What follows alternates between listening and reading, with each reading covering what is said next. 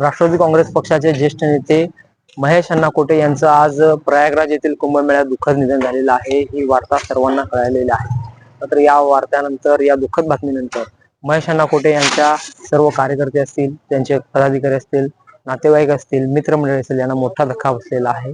मोरारजी पेठ येथील राधाश्री बंगल्याबाहेर अनेक त्यांचे कार्यकर्ते असतील, नेते मंडळी असतील या ठिकाणी त्यांच्या कुटुंबियाची विचारपूस करण्यासाठी येत असल्याचं एकंदरीत सकाळपासून पाहायला मिळत आहे। खरं म्हणलं तर प्रयागराज येथे होणाऱ्या कुंभमेळ्यासाठी महेश कोठे हे आपल्या मित्रांसोबत गेलेले होते।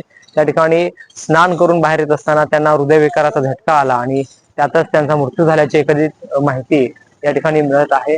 दरम्यान महेश अण्णा कोठे यांच्या निधनाची वार्ता कळताच सर्वपक्षीय नेते मंडळी त्यांच्या राधाश्री या बंगल्याबाहेर धाव घेत आहेत, त्यांच्या कुटुंबियाशी भेट घेत आहेत। प्रथमेश कोठे असतील किंवा त्यांचे चुलते आमदार देवेंद्र कोठे असतील त्यांच्याशी बातचीत करून घडला प्रसंग जाणून घेत आहेत। दरम्यान महेश कोठे हे यांचं सध्या पार्थिव शरीर जे आहे प्रयागराज येथे आहे आणि तेथून त्यांचं पार्थिव शरीर हे सोलापूरला कसे आणता येईल याची विचारपूस या ठिकाणी होताना दिसत आहे। आमदार देवेंद्र कोठे असतील, प्रथमेश कोठे असतील किंवा इतर नेते मंडळींकडून त्यांचे पार्थिव शरीर लवकरात लवकर सोलापुरात आणण्यासाठी प्रयत्न सुरू असल्याचं एकंदरीत पाहायला मिळत आहे।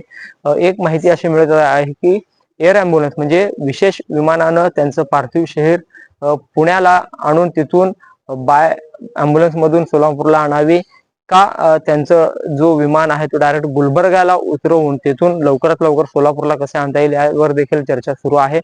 आमदार देवेंद्र कोठे यांनी मुख्यमंत्री फडणवीस यांना देखील फोन लावलेला आहे आणि त्यांच्या मार्फत उत्तर प्रदेशचे मुख्यमंत्री योगी आदित्यनाथ यांच्याशी संपर्क साधण्याचा प्रयत्न केला जात आहे। एकंदरीत महेश अण्णा कोठे यांच्या या दुःखद बातमीने सर्वांना धक्का बसलेला आहे। महेश अण्णा कोठे हे सर्व पक्षातील नेते मंडळींशी संपर्क असलेले एक मोठे राजकीय वलय सोलापुरातले आहेत।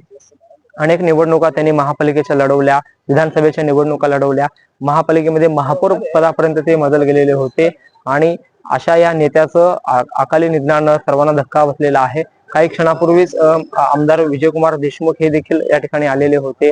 माजी सभागृह नेता संजय हेमगड्डी असतील, शिवानंद पाटील असतील किंवा राष्ट्रवादी काँग्रेस पार्टीचे शहराध्यक्ष सुधीर खरडमल हे देखील आलेले आहेत आणि एकंदरीत महेश कोठे यांना विशेष विमानानं म्हणजे एअर अँब्युलन्स मधून त्यांचं पार्थिव शरीर सोलापूरला कसे आणता येईल यासाठी प्रयत्न सुरू आहे।